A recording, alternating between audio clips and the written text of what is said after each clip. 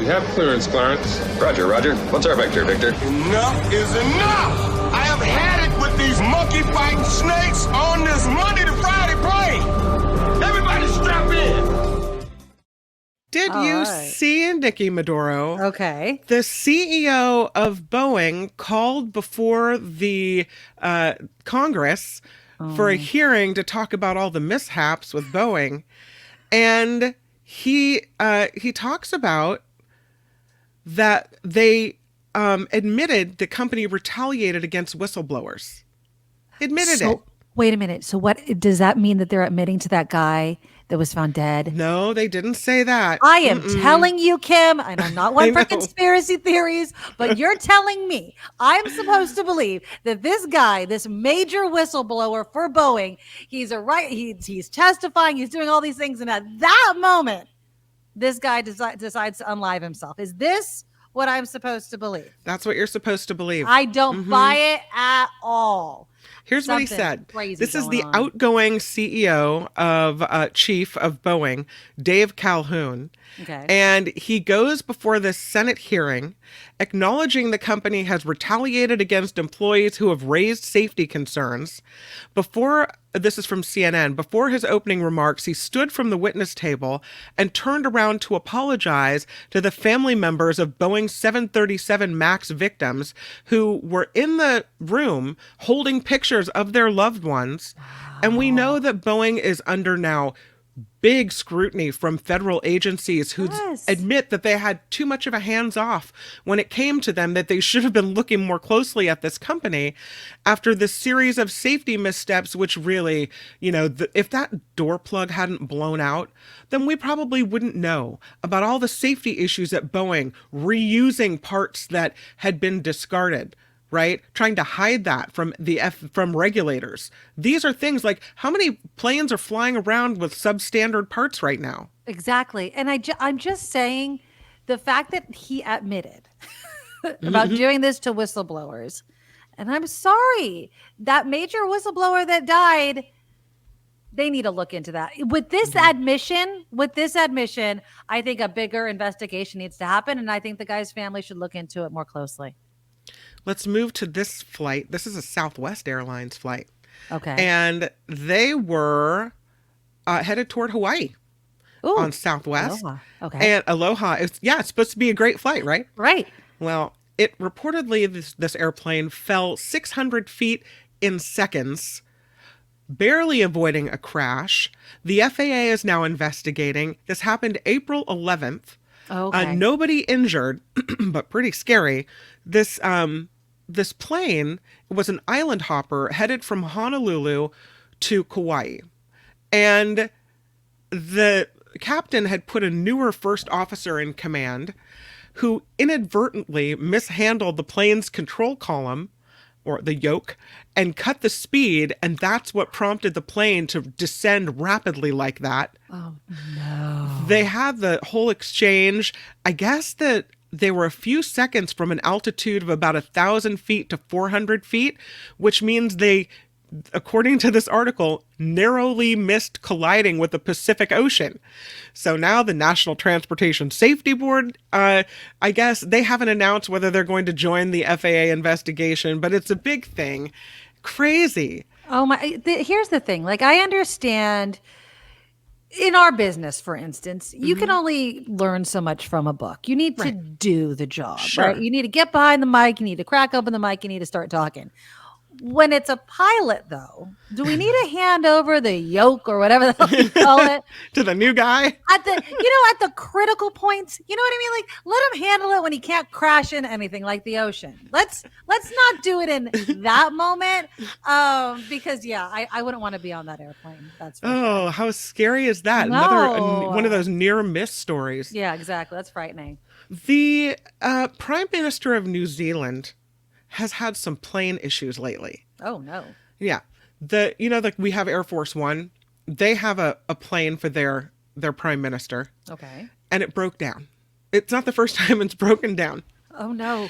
And so he had to hitch a ride on a commercial jet. But luckily, New Zealand's Prime Minister Christopher Luxon and a group of business leaders who were on a trip to Tokyo managed to climb aboard a commercial plane, and that is because Luxon spent 7 years as the CEO of Air New Zealand before he got into politics. So he had good friends. He could just be like, we're going to get on your plane. You got anything for us? Yeah, we do. That's convenient. That's good luck. Okay.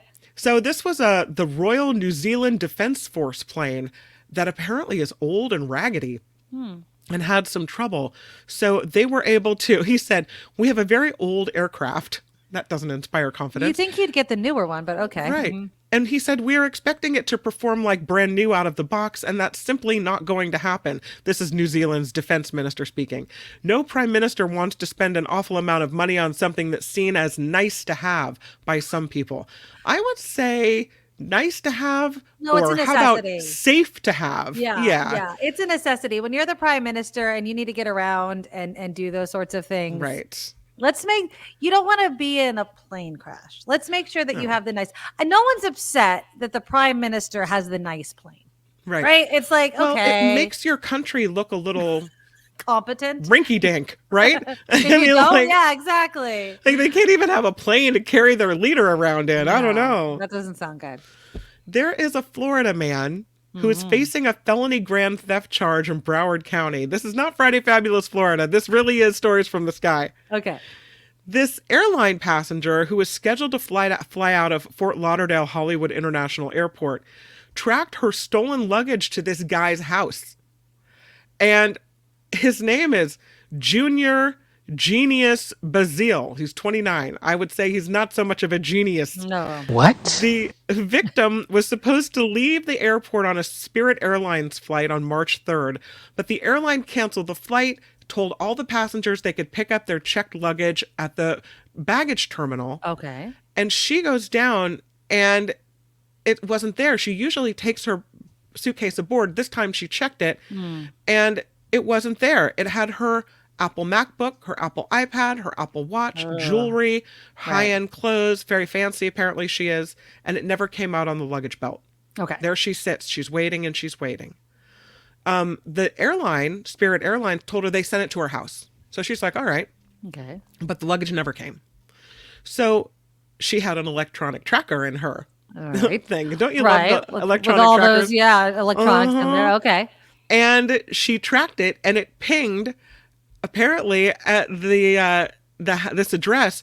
She goes to get her things from this address, but she couldn't contact anyone in the home, but she took videos and still pictures where she saw several other pieces of luggage in front of the home. None of them were hers, but there were other people's bags just in the front of the house. So she dials 911 and the police tell her, it's dangerous for you to be there. What are you doing there? Finally, a detective from Broward County shows up and they access the address within the airline employee database, find out that he lives there. He works at a travel store at the airport and he was working the day of that theft. He was contacted. And again, now he's facing charges. So genius, he was taking the luggage and just having it sent to his house so he can open it up, allegedly. Yeah. And so he can open it up and take all the electronics and fancy schmancy stuff. And they're people know. I mean, it seems like in the days of trackers now, these electronic trackers, that taking these pieces of luggage, that's really kind of a, you never know if they're going to go right to your house. Of course, people put air tags now so they could track their luggage. It doesn't need to be your iPhone or your MacBook or anything. Those little air tags, and you can hide them in your bag so it's hard to find. Because obviously, like if you're a thief, you could find it, throw it out, and you're done.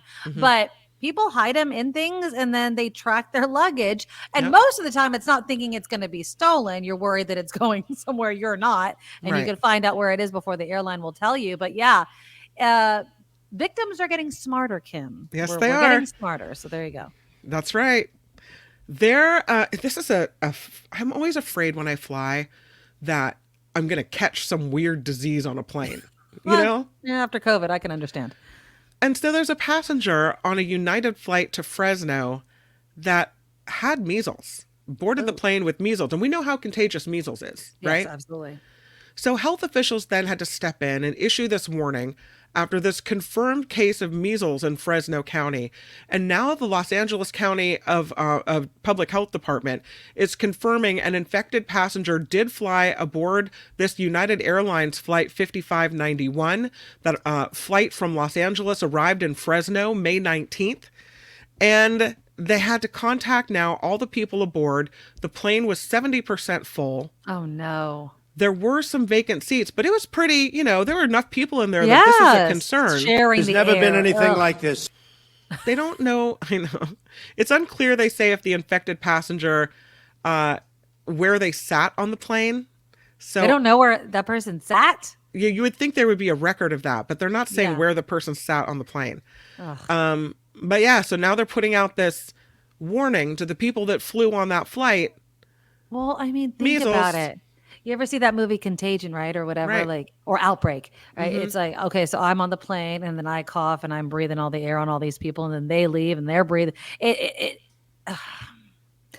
Thanks for spreading measles Thank you all very over much. the place. Exactly. I don't think that's a bigger aircraft too. An LA flight to Fresno, so it's a really small plane, so they're really Yeah. packed in there with. Oh, thanks, Albert. Thanks for making it even worse for all those people. Thanks.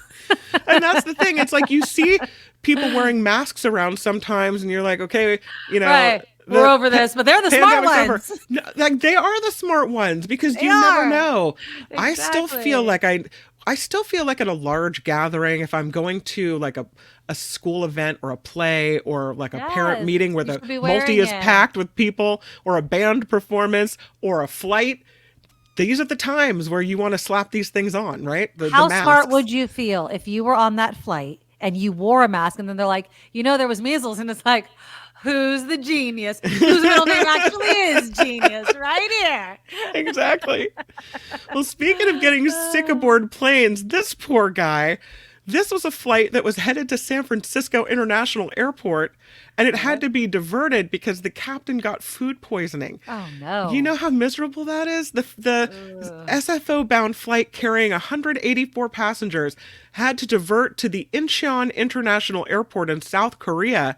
It was not due to a mechanical issue, they say, or a tire falling off or anything else, but a sickness. Yeah, the flight was diverted due to food poisoning among the captain and the crew. The crew struggled to make the announcement to passengers because they were too ill. I mean, this is That's the food awful. poisoning where, you get horrible cramping and you got to run to the lavatory. And it's in anybody that has food poisoning, you don't know which way it's going to go. You know what I mean? But I don't mean to be It's gross, true. but like if you're Right. trying to fly a plane, the last thing you want to be distracted by is that question. You know what I mean? You're like, Right. I don't know which would be worse, flying an airplane, but either one is no bueno. So Oh, man. image is Oh. hideous. exactly, is it indeed oh my hideous. God. How Oh, awful. horrible. I can't even imagine. Like the worst No. timing for that. Food poisoning is the worst. And you know what food poisoning is?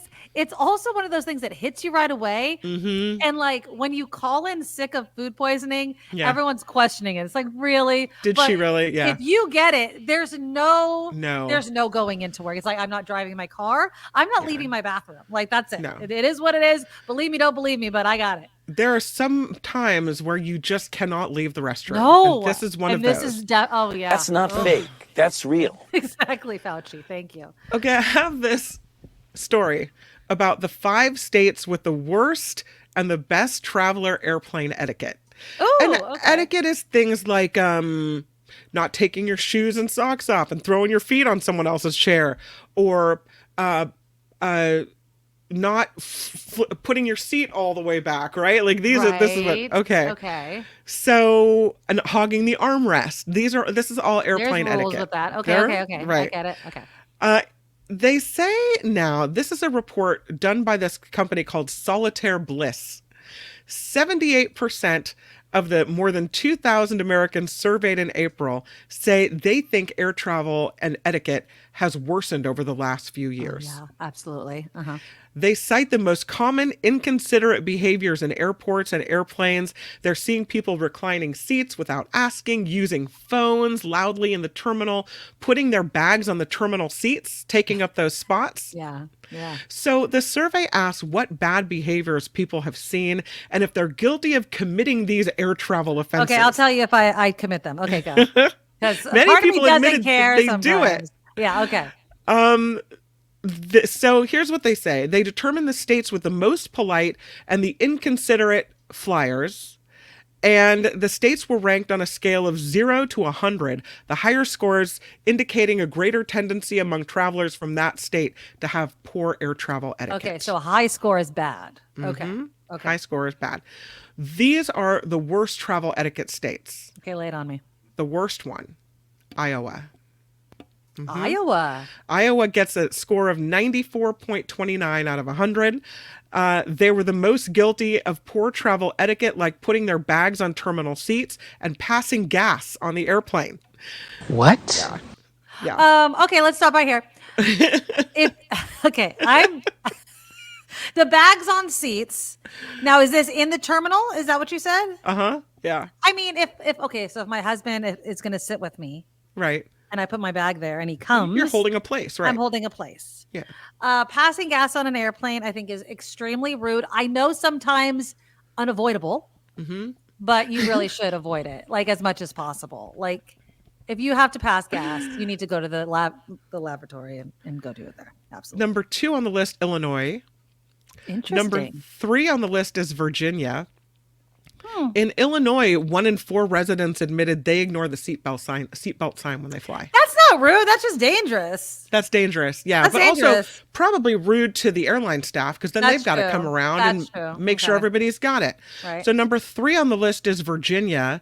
Virginia's habits when flying include placing their luggage on the terminal seats, not putting their phones on airplane mode, and reclining their seats without asking. Asking who? This one bothers me, and I'm not The person asking behind anybody. you. Like, I would you don't mind if I ask the recline a person- little bit? Would you mind if I'll You just don't put do it back that. a little bit? You don't do that. Totally do it. Yeah. You I are always- lying. I turn around and I say, because I want to make sure their tray isn't down. You are lying. Also, I'm noting who's behind me. If it's a giant 7-foot tall man, I'm not putting my seat back. You are lying. Do not No, I'm know not. what you are talking You about. have to be considerate of the people around you. It's like you are talking about the difference between this and that. I mean, no, I am not asking. I'll go slow. I won't do this. I won't go. But it's not even that much. No, I have never in the history of ever asked the person behind me if they mind if I recline my I seat. always want to ask because I want to stave off any problems. You are I want to so prepare nice. the person of You what's are so coming. nice. Never. I have never. Wow. It's never even crossed my mind to ask somebody if not even 2 inches matters to them. But I'm also very short, so it's not. Right. I've never asked. No, I've never asked. I don't know how many people have really done that besides you. Never. So we have number 4 on the list is Texas. And number 5 on the list is Georgia. So Iowa, Illinois, Virginia, Texas, Georgia. If you're from those states, you might need to brush up on your airline etiquette. Okay. The states with the best travel etiquette. Okay. Anywhere Number Kim 1, is. Arkansas. Number 1 is Arkansas. That is so interesting because you would think Iowa, Arkansas, can't they'd all kind of act the same. I don't know. Okay. So they say either people in Arkansas are incredibly well-mannered or else they did not admit to their offenses on this survey. They might have just lied. We don't know. Number 2 is Wisconsin, Midwest, so I'm very polite. Nice. Yeah, there you go. Number 3 is Florida, which is a surprise. No offense, my Floridian friends. Number 4, Ohio. And number 5 is Kansas. So it's a lot of Midwest nice and Southern hospitality going on here. That's what they say. Interesting. But you know what? I mean, but the things that you mentioned. So if it's something like putting your feet in front of you, on the seat, that's rude. Right? Really rude. Mhm. Making a mess on the floor, like if you were eating something like Sure. peanuts and throwing the shells, those are the things that, or arguing about the armrest. So what is the rule for you when you're on a plane, I have certain rules regarding the armrest. What is the rules for you? Isn't it like if you go from the aisle seat, Yes. the person on the aisle seat gets the outside aisle. Right. Then the person on the middle seat gets the one next Middle to... gets both. No. And then Middle the gets one in both. the window, if there's a 3-seater, they get the one No, next the middle to the gets middle seat. middle gets Yeah. the window. They can lean that way. Aisle can go this way, and middle, because you're stuck in the middle, you get both. That's my gift to you. See, I'm nicer than you. Look, all of a sudden, I'm Look at getting the you. nice one. I always feel like I get one armrest to myself, and the other one I'm not even going to bother using. Everybody gets one. The window Yeah. gets the window one. The aisle gets the aisle one, and the middle, because they got to deal with being in the middle, can Right. just kind of sit there like this. Yeah. Because which way are you going to lean? You're going to lean one. You're going to lean to the other. You got to choose a side. No, you get both. It's also the people... Nothing. Nothing. It's also the people who let their kids run up and down the plane, like the aisle. Yes, as if like they need exercise or something. Exactly. No, I don't. Like, need come that. on. You I- know, and I have kids. I get it. And Yeah. And the people that have to walk their baby back and forth, I get it. And whatever. Those that stand, this is also drives me nuts. The people, the minute the plane stops but is nowhere close to opening the door, but they must stand in the aisle. immediately. Yeah. That bothers me to no end. So I have to look at your butt for the next 5 to 10 minutes. You know what I mean? And then we go back Yeah. to the number one of the rudeness. Like, what if? No, we can all just sit down. I hate that. I and hate that wait. mad It's rush so anyway. annoying. Yeah, it's very If annoying. I'm in the window seat area, or my family maybe is taking up this, the 3 seats or whatever, Right. I'm usually the last person off. I let all the other people go and do what they have to do, No, I because will I'm wait not my going to turn. deal with the aisle dance, of people shifting and waiting and standing and pushing each other forward. None of that. I'm so short though, Kim, that I can almost stand up.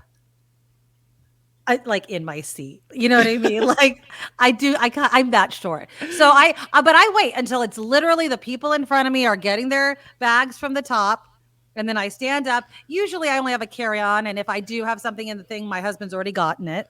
And Yeah. so I just quickly out. I'm like, let's go. But no, I will not wait for the whole plane. What do we? I'm not in what a do we have hurry. time? I'm I mean, always in if a I'm- hurry. Usually if I fly somewhere, it's not on business, and so it's a vacation. And so No, I'm I not in hate a rush. waiting. If I land in Vacationville, I'm relaxing. I'm No. not going to push my way off the plane. I'm just going to not take it pushing, slow but- and easy. And then when I'm coming home, I'm really in no rush to leave vacation and get home anyway. So I don't have a... No, it's I don't want to okay. get off this plane. No, I want off the plane, but I won't stand. Like I'm not in Right. that big of a hurry. But no, Yeah. I want to get off the plane. I definitely want to get off the plane.